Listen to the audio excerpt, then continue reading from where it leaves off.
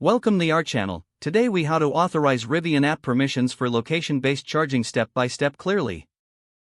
To begin, open the Rivian app on your smartphone. On the home screen, tap on the menu icon located in the top left corner. Next, look for the settings option and select it. Scroll down until you find permissions and tap on that. You will see several permission options listed.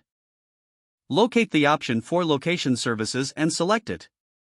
Ensure that the toggle next to location services is turned on. When prompted, choose the option for always allow or while using the app based on your preference.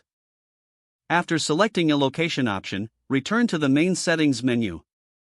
Next, navigate back to the home screen of the app.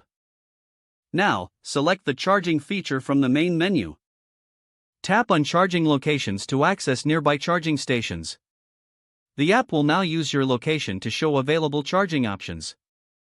For optimal results, keep the location permissions enabled. That's it, you're all set to start using location-based charging with the Rivian app. If the page does not load, refresh the browser or try again in a private or incognito window. Make sure you are using the correct email address, then retype it carefully to avoid small typos. If your password is not accepted, use the reset option and create a new strong password you can remember.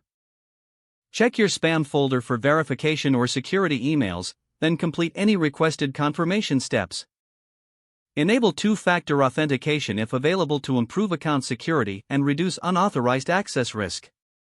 After signing in, review your profile details so your contact information and settings are accurate and current.